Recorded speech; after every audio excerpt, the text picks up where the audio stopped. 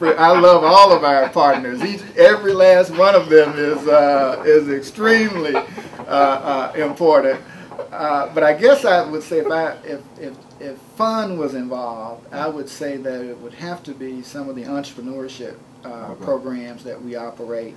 And from that perspective, I would say we get a chance to do a lot of work with what I would consider kind of non-traditional players, organizations like the Arkansas Capital Corporation, Southern Development Bank, or Enterprise Corporation of the Delta. And we get a chance to bring people together in settings where those organizations might not have access to those folks. But what the real outcome is that we get to see people either starting businesses or expanding businesses. When they come to those kinds of activities, somebody invariably is going to get some kind of financial support, or they're going to make some kind of lasting relationship. And in many instances, they leave with the contract in hand. But it takes all of the partners. And for that enterprise, we're relying on private sector employers. We're relying on financial institutions, typically from across the state. We're relying upon federal partners such as the USDA, Rural Development, the Small Business Administration, and then state partners, the Arkansas Economic Development Commission, Department of Workforce Services. They all kind of come together and play various roles, whether it's providing information or providing training and technical assistance or providing a financial support, or even in the instance of the Arkansas Small Business and Technology Development Center. Somebody was telling me that you had real success with the youth entrepreneurship program with the partners that you had in graduating a sizable number of youngsters. Yes, in that yes. program. In fact, that was one of the program that we developed in partnership with 3 partners in Eastern Arkansas. It's something we call the Delta Youth Entrepreneurship Program. And what we did is we worked with these partners over the years. All 3 of these organizations are established groups with fine track records in terms of serving youth. And those organizations include the Boys, Girls, Adults Community Development Center over in Marvel, Eastern Arkansas Enterprise Community, which is physically located in Forest City, but serves, I think, 19 municipalities in that area. And then Freedom for Youth Incorporated, which is located in Phillips County, but primarily provides services in the Helena, Barden, and Elaine area. All of us came together to provide entrepreneurship training services to youth in those areas, workforce development service, civic engagement, community development kinds of activities, all leading toward helping them remain in school, giving them a broader idea of what might be possible for them in terms of their latter lives, in terms of not just being an employee, but being able to see themselves as an employer or a business owner. We paired that with the location of a number of folks here in Little Rock, where we identified a number of areas where we could bring those businesses, that we could bring those youth to Little Rock to visit. Those included architectural firms, diagnostic centers, and also areas like the Mosaic Templars, Central High Visitors Center. But what we were trying to do is broaden their scope, expand their vision. And much of the activities we kind of staged at Philander Smith College when we brought it here. They were one of the partners that the president over there and Mr. Sherman Tate, who hails from the Delta as well, wanted to make certain that the students who came got a chance to see the college. And in fact, some of those students received scholarship offers from the college. The president was the commencement speaker at the Central High graduation there in Helena, West Helena a couple of years ago, and one of the students approached him and let him know that he had been participating in the program, and he said, if you're interested in going to college, contact me. And the young man did, and the president offered him a scholarship. But all of that, I'd have to say that we owe a great deal of appreciation to Mr. R.T. Williams over at the Department of Workforce Services for taking a risk on us.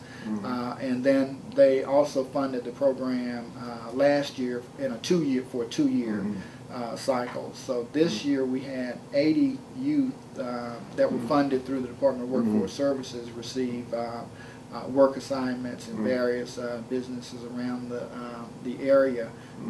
And they're kind of the non-traditional. Some of them worked in medical practices, legal practices. A number of them worked in federal and state government enterprises. They were required to provide written reports on their activities. There were all kinds of instruction in terms of dressing appropriately, being timely, kind of the soft skills that even today some of us, a lot of adults still struggle with. So we're trying to give them a head start. They do internships. They actually go out and learn. They do classroom work, but also go out and learn in community setting. And so we're always looking for places for students to engage where they can actually learn, but also be a part of the providing some service that the organization is providing. And so what we'd like for you to talk about, and I know you use a lot of volunteers and other folk coming in through the organization for short-term assignments. So if you were going to give advice to the college about what do we need to look for in students that we want to come, and what do you want them to be like, and what do you think they could get from working at a setting like that? Okay. Well, first of all, I think a student coming to a nonprofit organization would get immersed in all kinds of activities. They would certainly end up learning the meaning of multitasking, because when you work in a nonprofit organization, you have to be prepared to do almost anything that needs to be done. And so most of us here, when we hit the door, we understand that we've got a number of roles that we've got to play. In one instance, you may have your tie on and you may be in a meeting such as this one. In the next instance, you may have your tie off and you may be moving boxes and crates. You have to do whatever it takes to get. So I would say, first of all, openness. Don't have real hardened preconceived notions, but be flexible. Be willing to learn.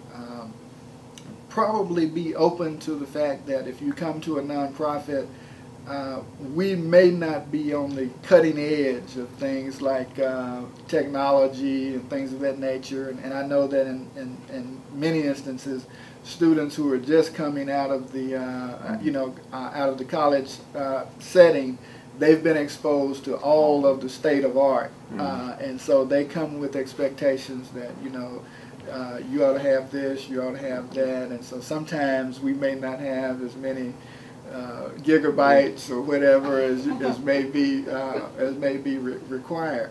But what that does, though, is that provides opportunities for youth. For example, this summer we had a group of students from UALR. They were in the IT department there, and as part of one of their class assignments, they had to find an organization that would let them come in and analyze their computer information systems and then make recommendations in terms of how those systems could be improved.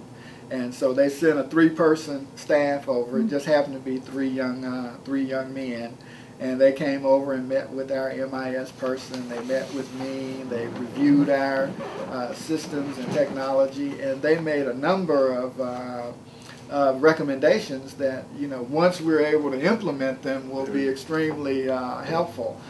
One of those had to do with the fact that they felt like we're dealing with entirely too much paper. We need to be using more scanning capability and things of that nature. Some of our systems were, we had a situation where some of us were using one version of Microsoft and others were using another one, and so they recommended that we standardize all of that, and we have done that, and it's helped a lot. But they had a number of recommendations in their report that were just, they were stellar. They were very important. They approached it seriously, and we're going to be using those recommendations as we prepare to move to the new facility. So I would say openness is probably the most important thing, characteristic. Right? And what could you guarantee that they will take away from it?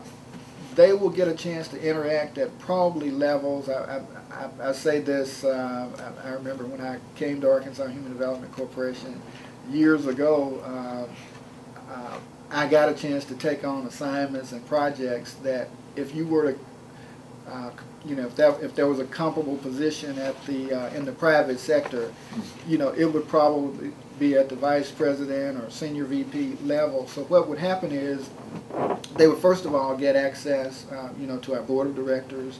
They meet quarterly, and they come from all walks of life. They would get an opportunity to interact with all levels of staff, whether they are administrative or program staff. They get a chance to see how those operate. You get an opportunity to focus on at least 4 distinct areas to see how the programs actually operate. What happens at the local level? How we actually interact with customers? How we do the recruitment? How we process them through the system, because unlike a number of organizations, our customers don't walk in the door. We have to go out and recruit them. So many times they don't know, they won't know who we are or what we do. We have to sell them on the services that we provide. And many times you run into some really discouraging and disheartening situations that, for a young person, depending on where they've come from, may not have encountered these kinds of situations. I can remember several years ago, we were working on a self-help housing initiative, and we were working down in South Arkansas. One of the regional managers was helping us put together the application, and we visited one of the homes of one of the potential applicants, and while we were in the house talking with her, you could literally look through the floor and see the ground. And in many instances, I think depending on where people come from, they may think that kind of thing is something that's a part of the distant past.